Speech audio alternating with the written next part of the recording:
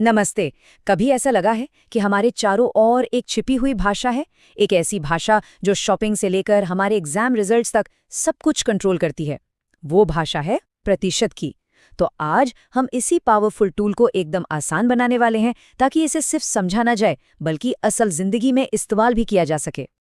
तो सवाल ये उठता है कि प्रतिशत हमारी जिंदगी को कंट्रोल कैसे करता है। शायद उससे कहीं ज्यादा जितना हम सोचते हैं। ये सिर्फ मैथ्स की किताब का कोई चैप्टर नहीं है, ये एक ऐसा टूल है जो हमारे रोज के फैसलों पर असर डालता है। तो ये काम कैसे करता है, आइए देखते हैं। जब किसी पसंदीदा दुकान पर 20% की छूट दिखती है, या एग्जाम में मिले नंबरों को परसेंट में बदला जाता है, या फिर कोई दुकानदार अपने मुनाफे को गिनता है, और हाँ, जब सरकार सामान पर जीएसटी लगाती है, इन सब के पीछे प्रतिशत ही तो है। ये सचमुच हर जगह है। ठीक है, तो चलिए इस पावरफुल टूल को इसके सबसे बेसिक लेवल पर समझते हैं। आखिर ये प्रतिशत या परसेंटेज होता क्या है? प्रतिशत यानी परसेंट का सीधा सा मतलब है हर 100 में से। ये किसी भी चीज को 100 बराबर हिस्सों में से एक हिस्से के तौर पर देखने का एक तरीका है। बस इतनी सी बात है। एक बार ये समझ आ गया तो बाकी सब कुछ एकदम आसान हो जाता है। चलिए सबसे आम कैलकुलेशन से शुरू करते हैं, किसी भी नंबर का एक खास प्रतिशत निकालना। यहाँ एक सीधा सा सवाल है। मान लीजिए हमें 400 का 10% पता करना है। तैयार हैं? चलिए इसे मिलकर सॉल्व करते हैं। इसका तरीका बहुत ही सिंपल है।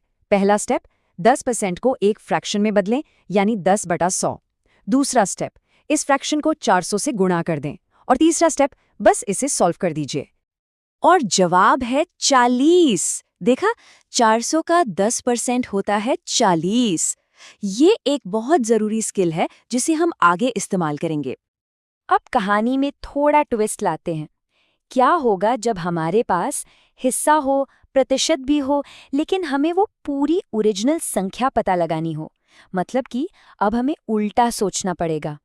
ये स्लाइड दोनों तरह की प्रॉब्लम्स के बीच का फर्क दिखाती है। लेफ्ट साइड में हम पूरी संख्या से शुरू करते हैं और राइट साइड में हम हिस्से से शुरू कर रहे हैं। कह सकते हैं एक ही सिक्के के दो पहलू हैं। तो हमारी अगली पहेली ये है, अगर किसी संख्या का 25% 20 है तो वो ओरिजिनल संख्या क्या होगी? कोई अंदाजा? यहाँ हम एक छोटा सा इक्वेशन इस्तेमाल करेंगे। पहला स्टेप, इसे ऐसे लिखें, 0.25 गुणा x बराबर है 20 के। दूसरा स्टेप, x का मान निकालने के लिए 20 को 0.25 से डिवाइड कर दें और अब इसे सॉल्व करते हैं। और हमारा जवाब है 80। तो 80 का 25% 20 होता है। ये तरीका तब बहुत काम आता है जब जानना हो कि डिस्काउंट से पहले किसी चीज की कीमत क्या थी। चलिए अब देखते हैं कि ये स्किल्स असल जिंदगी में कहाँ और कैसे काम आती हैं। यहीं पर मैथ्स वाकई में दिलचस्प हो जाती है। तो यहाँ ध्यान देने वाली बात यह है कि एक ही स्किल यानी प्रतिशत निकालना घटाने और जोड़ने दोनों में काम आती है।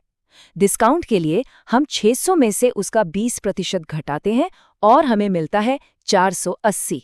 और मुनाफे के लिए हम 500 में उसका 20% जोड़ते हैं और हमें मिलता है 600। सिंपल है ना? अब एक और बहुत ही काम की स्किल पर आते हैं, एग्जाम के नंबरों का प्रतिशत निकालना। ये तो हम सभी के लिए बहुत जरूरी है। किसी भी स्कोर को प्रतिशत में बदलना बहुत आसान है। पहला स्टेप, जितने नंबर मिले हैं उसे कुल नंबरों से डिवाइड करें, यानी 60 को 80 से। दूसरा स्टेप, इसे डेसिमल में बदलें, जो आएगा 0.75। और आखिरी स्टेप, इसे 100 से गुणा कर दें और हमें मिलता है 75%। देखा कितना आसान है? इस तरह कोई भी अपने एग्जाम रिजल्ट्स को आसानी से प्रतिशत में बदल सकता है। ठीक है, अब एक फाइनल चैलेंज के लिए तैयार हो जाइए। ये प्रॉब्लम अब तक सीखी हुई सारी बातों को एक साथ ले आएगी। ये सवाल एक दिमागी पहेली जैसा लगता है। अगर किसी चीज की कीमत 10% बढ़ती है और फिर 10% घटती है, तो क्या कीमत वापस वही हो जाएगी? ज्यादातर लोगों को लगता है कि हाँ, लेकिन जवाब थोड़ा चौंकाने वाला है। आइए इसे ध्यान से समझते हैं। मान लीजिए कि ओरिजिनल कीमत 100 रुपए है। 10% बढ़ने के बाद ये हो जाती है 110 रुपए। अब यहाँ सबसे जरूरी हिस्सा आता है। हम 10% की कमी 110 रुपए पर लागू करेंगे, 100 पर नहीं। और 110 का 10% होता है 11 रुपए। तो 110 में से 11 घटाने पर हमें मिलता है 99 रुपए। और ये रहा हैरान करने वाला जवाब, कुल मिलाकर 1% की कमी। ऐसा इसलिए हुआ क्योंकि दूसरा प्रतिशत एक अलग यानी बड़ी संख्या पर लगाया गया था। ये एक बहुत ज़रूरी सबक है। प्रतिशत हमेशा उस संख्या पर निर्भर करता है जिस पर उसे लगाया जा रहा है। तो आज हमने क्या सीखा? पहली बात, प्रतिशत का मतलब है 100 में से। दूसरी, हम आगे और पीछे दोनों तरीकों से कैलकुलेशन कर सकते हैं। तीसरी, प्रतिशत जुड़ते भी हैं और घटते भी हैं। और हाँ, याद रखने वाली बात यह है कि मल्टी स्टेप प्रॉब्लम्स में बेस नंबर पर हमेशा ध्यान दें। तो अब जब ये ज्ञान हमारे पास है, सवाल ये है कि इस शक्ति का उपयोग कैसे किया जाए।